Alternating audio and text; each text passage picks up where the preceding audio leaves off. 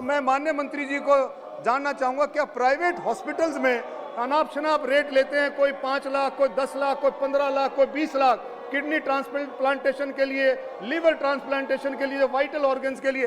क्या मंत्री जी भी इसे ऐसा कुछ करेंगे कि जिस पर के प्राइवेट हॉस्पिटल्स के रेट तय हो जाएं? क्योंकि गरीब आदमी इसको अफोर्ड नहीं। कई योजनाएं ऐसी चलाई हैं जो गरीब आदमी की पहुंच तक है, लेकिन सरकारी प्राइवेट हॉस्पिटल्स में ये रेट तय हो। माननीय मंत्री जी से मैं जानना चाहूँगा, ये बहुत ज़रूरी है। क्या ऐसा कुछ मुहिम कोई ऐसी, क्योंकि अंगदान महादान, इसमें कोई मुहिम ऐसे चलाएंगे कि जो इसमें प्राइवेट हॉस्पिटल्स के लिए ऐसी बात रखें? माननीय अध्यक्ष महोदय, बात बहुत सही है।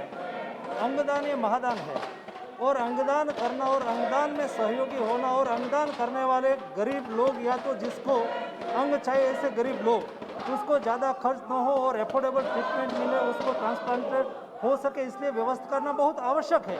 और इसलिए ही प्रधानमंत्री माननीय सदस्य से भी ऐसे कोई किडनी ट्रांसप्लांट का ऑपरेशन हो, लिवर ट्रांसप्लांट का ऑपरेशन हो, हार्ट ट्रांसप्लांट का ऑपरेशन हो, उसमें प्रधानमंत्री राहत फंड से भी सहायता मिलती है। आयुष्मान भारत योजना जहाँ यहाँ बताया गया है, माननीय अध्यक्ष महोदय, ये प्रधानमंत्री आयुष्मान भारत योजना इतनी महत्वपूर्ण योजना है जिसके माध्यम से देश के 10 करोड़ फैमिली यानी कि 50 करोड़ लोगों को 5 लाख तक की साल में मुफ्त ट्रीटमेंट होना, मुफ्त ऑपरेशन होना, ये बहुत बड़ी योजना है। हिंदुस्तान में ये आदत नहीं रही है सर।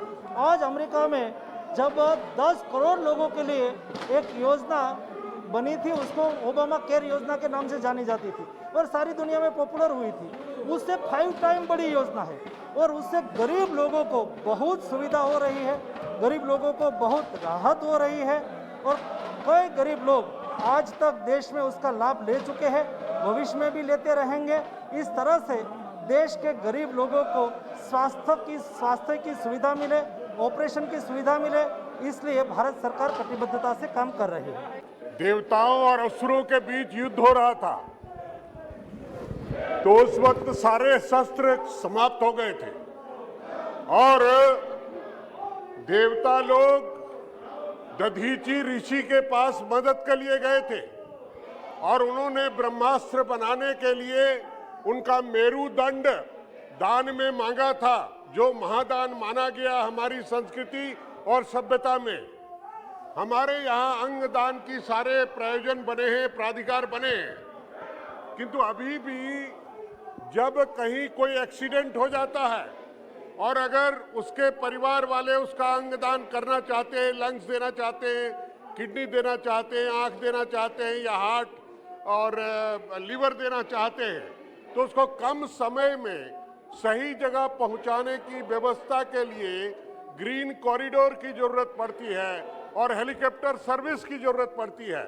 अभी तक हमारे देश में हेलीकॉप्टर सर्विस उसके लिए कोई नियुक्त नहीं हुई है। जब एक्सीडेंट होता है, कई लोगों के एक्सीडेंट में मृत्यु होती है और भारत सरकार के हाईवे मिनिस्ट्री के द्वारा ये व्यवस्था की गई है कि नेशनल हाईवे है और नेशनल हाईवे पर कोई एक्सीडेंट होता है, तुरंत ही उसको ट्रीटमेंट मिले और नियरेस्ट हॉस्पिटल में ट्रीटमेंट मिले, तब उसके लिए भी 50,000 की फ्री ट्रीटमेंट की भी व्यवस्था की गई है। और सभी टोल प्लाजा पर एक एम्बुलेंस रखी गई है और ये एम्बुलेंस के माध्यम से तुरंत ही जहाँ से भी कॉल आए, ये फ्री कॉल से कोई इन्फॉर्मेशन मिले तो तुरंत ही वहाँ ये वान, मेडिकल वान पहुँच जाती है, एम्बुलेंस वान पहुँच जाती है और नज़दीक के हॉस्पिटल में उसको पहुँचाया जाता है। और ऐसी स्थिति में कई लोग अपने ऑर्गन डोनेशन की भी बात करते हैं, तो ऐसी स्थिति में उसका ऑर्गन उसको वहाँ से डोनेट किया जाए, उसके लिए कोशिश हो रही है, व्यवस्था बन रही है। माननीय अध्यक्ष महोदय, देश में हेल्थ इंफ्रास्ट्रक्चर धीरे धीरे इम्प्रूव हो रहा है और पिछले 6-7 साल में जो प्रयास हुआ है और पिछले साल में हेल्थ बजट भी 2.5 गुना बढ़ाया गया है। ये सब बजट का उपयोग करके अगले दिनों में देश में हेल्थ इंफ्रास्ट्रक्चर अच्छा बने, व्यवस्थित बने, उसके लिए प्रयास हो रहा है। दोस्तों, अगर हमारे वीडियो आपको पसंद आ रहे हैं तो लाइक, शेयर और सब्सक्राइब जरूर करें। अगर आप हमें फेसबुक पे देखते हैं तो फेसबुक पे शेयर जरूर करें। नमस्कार।